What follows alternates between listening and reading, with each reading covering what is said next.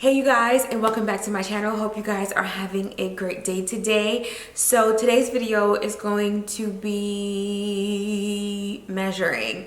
What I'm going to be measuring is sharing with you guys how you can divide up your open plan.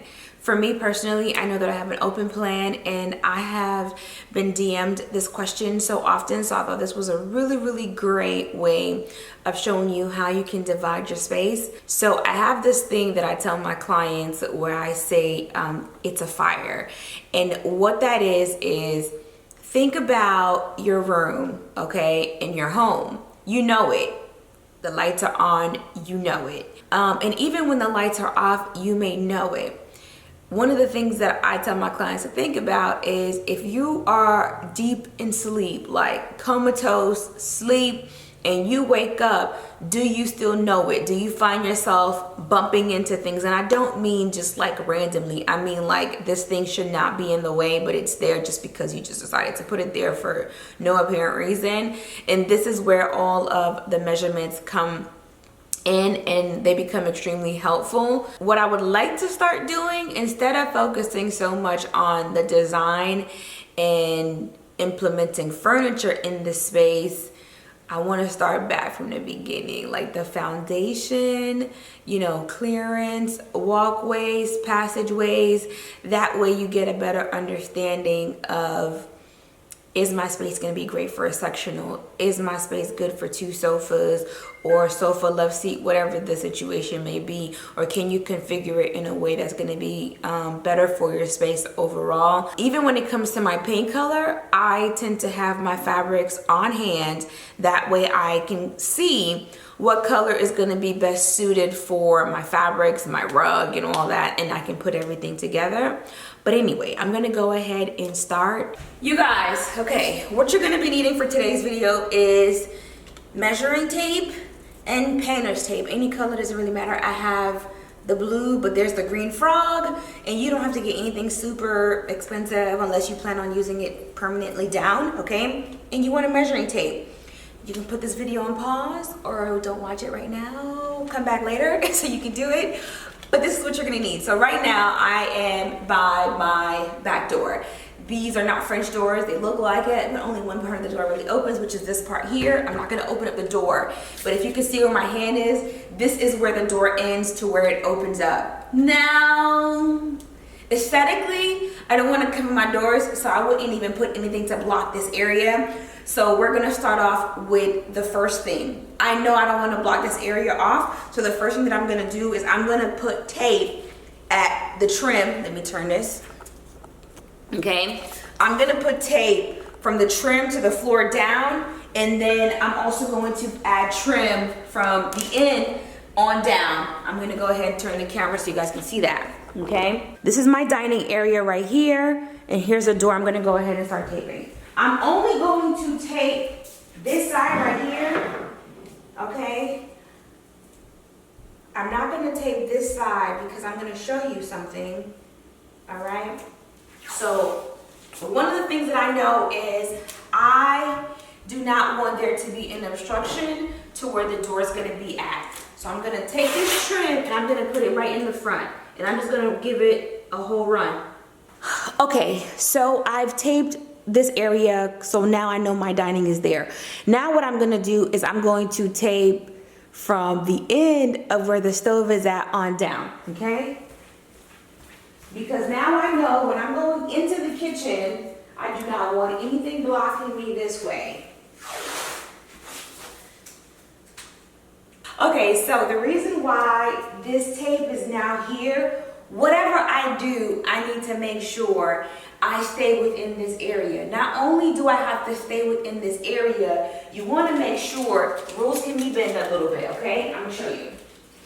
You want to make sure that you're leaving 18 inches this way, 18 inches this way, 18 inches here, and 18 inches here inside of the square. Because what that's gonna do is gonna create a passageway for you to be able to walk and maneuver around all of your furniture without any obstruction. I bent a little bit, okay? Because there's nothing here, with the table sitting in, I want to do a bench back here. I know that there's nothing going to be here. I still have room to put the table in. Now, I don't plan on having any other furniture pieces around this area, so I only have 12. It's fine, and the reason why I say it's fine is I'm not sitting here every single day. The chair does not stay out. You see that? If someone is sitting here to have dinner, I'm still within my line here. And you also want your rug to be able to go, which is another reason why, for me, this time around, I'm gonna do a round rug. The last time I did a rectangular size rug because I had much more space. And my table is 60-inch round, and from the circumference of this measurement to the wall, I have just about 10 and a half feet, just about 10 and a half feet. So I'm gonna be doing like maybe 8 foot round so the chairs can be on there. And that's how you get your measurement. It's the feet, the 2 feet, the 1 feet, the 5 feet, the 6 feet, the 7 feet tells you how big or how small. I hope I'm explaining it in a way that you guys can understand. I really hope, because this is just things that are like in my head that I keep in my head all the time when I'm doing this. But I mentioned previously that I'm going to be building a bench behind here, which is why I moved the table up a little bit. But if you're not doing the same thing, then you can move it back, and you can still do a rectangular rug, but still try to keep that 18. I'm going to show you what that 18 does. If you are trying to clean your space, this is what 18 looks like. Okay, on the floor. I moved this chair so I can have my camera. So,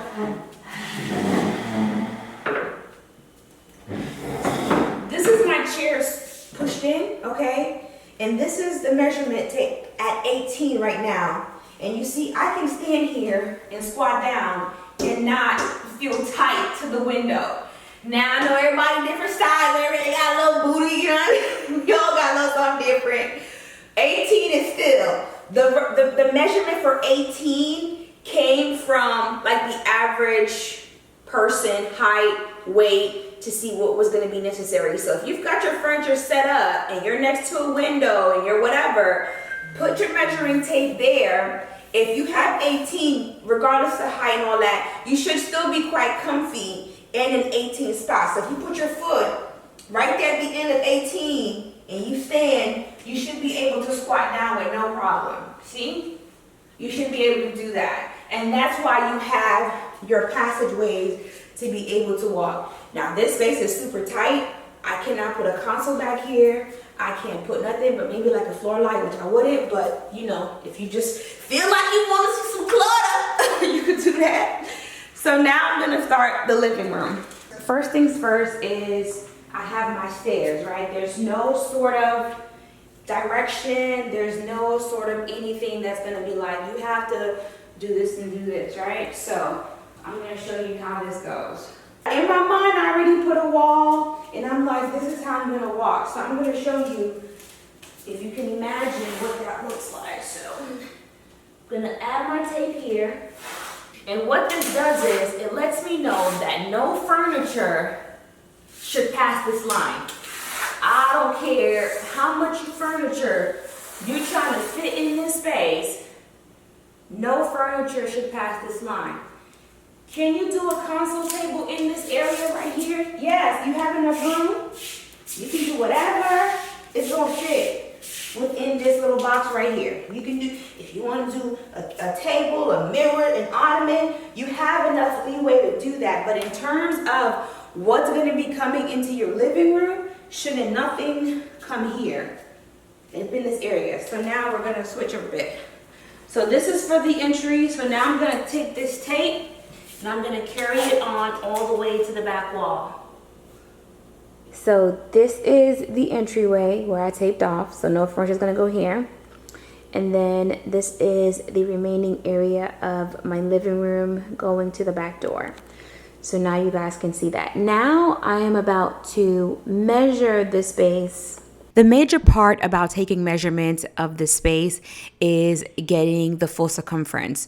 Once I get it I am going to minus the 18 all around, and then I'm gonna take a little bit more off because now I need to have enough rooms for coffee table, for space in between chairs, also my rug. So I may start off with 300 and something, but I may end up with like 190, 230, 210. It just really depends, but you want to make sure that you can get around your coffee tables, you can get around the ottoman, and it's really comfortable, especially when it is going to be a room that is going to be heavily used by your family. Let me just go ahead and apologize now if this seems like a lot. This is what I have to do with every single plan, darling. But anywho, so the square footage now was 304, right? And so we're taking minus the 18, 18, 18 all the way around the entire room. And now we're left with 72, okay? So now 72 minus 304, which was the original, right? Minus that. Now it leaves you at 232. 232. So now the square footage has gone down to 232 because I have to make sure I have room for chairs, I have room for coffee table, I have room to walk around. So even though the room looks as big as it does, once you start implementing space, I only have 232 to work everything that I'm going to be implementing within this space. So I spoke to you guys previously about the 2 accent chairs that I'm going to be putting into the space. And I know I said to minus the 18, but I did take a little bit more off. What I did is I stretched the measuring tape to 24. Again, I want to make sure that I am leaving enough space to maneuver, to have the seats in the space, to walk behind the areas. So I want a little bit more than just the 18. Because I don't have the chairs right now and I want to show you guys the measurement, I'm going to go ahead and use my swivels. They have been everywhere. These are the chairs that are currently in my office. Again, because I don't have my actual chairs, I'm using these just to give you a little bit of visual so you could see how things are going to be laid into the space. And as you can see, I have the measuring tape right behind there. Keep in mind that you can use softwares, you can use a lot of things. The small time that I spent in design school, my professor wanted me to be able to use pen and paper to do this because she said you're not always going to have electronics around you and you need to be able to use your brain to get this done. So I'm probably doing it the most difficult way possible. But again, I do have the plan on CAD where I can see it. But if you're at home and you're not tech savvy, I want you to still be able to work your plan without having to figure out a software if you don't have access to that. So if you can use your imagination, just pretend there's another chair here, right? So in between the chair that's going to be here and here, there's going to be 19 inches of space right here. So this is what 19 looks like, right? 19 inches right here. And then the other chair is going to go here. There's going to be a very small drink table, super small, in between each chair and the same thing. So what I want to show you is, come down the stairs, I can do this and come in and sit, okay? And be super comfortable, no nothing in my way, no obstruction, no nothing. I can also come out of the kitchen if I'm cooking or doing whatever and make my way here. And clearly I can't walk all the way through because there's gonna be a coffee table, so let's do that again. So I can come out of the kitchen, come in here, and walk. But then I can also exit here and get out of here. I can walk around the back of my sofa and kind of walk. So I hope you're getting the idea of, I just bumped into the chair, just to let y'all know, I just bumped into the chair. Implementing furniture in your space is one thing, but knowing why you're implementing certain pieces is something totally different. So now, if I was going to be doing a sectional, same thing would apply. The sectional would not go all the way to the railing. This is still going to go here. Now, I'm going to be honest. If I was going to do a sectional, I would not do it this way. Because I do not want, this is to think about too. I don't want anyone coming down the stairs thinking they're gonna do this. to my furniture to go outside. So if I was gonna do a sectional, I would turn it to where the back of the wall, low profile, would be to the window, and then it would turn this way, and then I would have 2 accent chairs. So you stop people from, 1, touching your furniture, 2, you're able to move in your space freely, which is why another thing is like, I don't really like clutter personally, because I want that breathing room for everyone to be comfortable. The last thing you want is to be confined into your living room when you can't exit or you can't enter comfortably. You're having to figure out how to move within that space, which is why just because you have 300 square feet doesn't necessarily mean that you have 300 square feet. You have to minus your passageways. If you're going to do a console table, you add that console table, but then you still have to use space to be able to go, unless you're just doing something so unique where you're putting the console behind the sofa and pushing it back where no one's going to see it, and then you have like some sort of serving something behind your sofa. So that's that. But this is really what I do. This is really what I do privately. And when I say privately, every time I'm thinking about putting furniture, I sit and I think, listen, I don't really have company, but my home is set and prepared for that, just in case.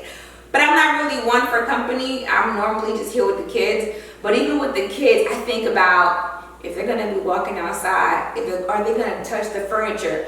And the thing is, the closer your furniture is to an exit and entry point, the more they're gonna touch it. So I'm gonna show you.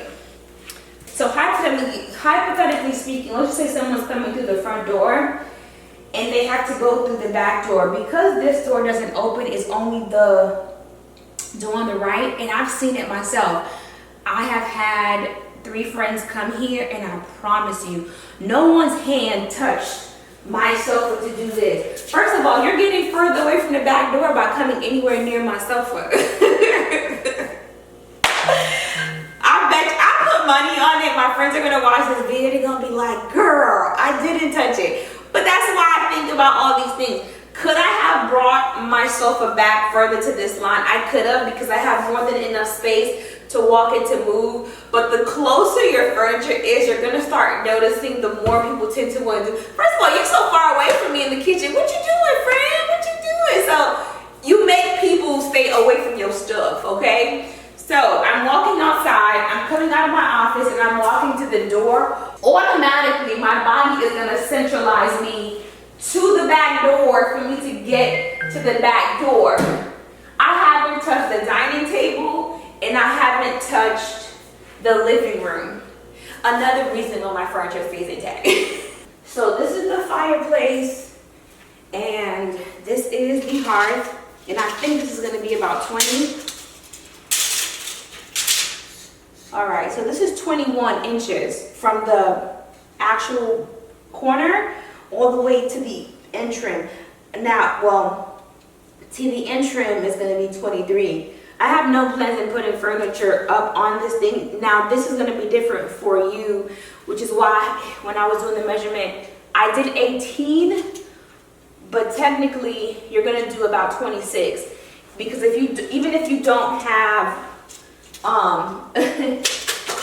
okay, this is gonna be a lot. Okay, so not all fireplaces have a hearth, and I've seen where people will caddy 2 sofas in front of the fireplace. Personally, for me, unless you know that your fabric has some sort of flame retardant or something, I wouldn't do my furniture so close. The fabrics that I am bringing into the house, they have been treated for flame retardant. So if for some particular reason, God forbid, something just kind of, it's not going to go and burst into flames whatsoever because it has been treated, right? So from your fireplace to wherever that piece of furniture is, I say 30. You do whatever you want to do, but I will say 30. When I'm doing my client's home, I try to stay 30 inches away from the fireplace. I'm going to tell you guys now, this area right here gets extremely hot, even when I have my fireplace on low heat. So I wouldn't even want to put anything so close to the fireplace that heat is going to be right next to it. That's just me. So even though I minus the 18, I still have more wiggle room, because from the sofa to the coffee table, you still want to be able to have that 18, 19 in the middle and on the side to where your chairs are. So that's why the way I position all my furniture, I'm gonna have all that area to walk around the tables and everything. But my 2 ottomans are gonna be sitting right here, and from here to here is 30.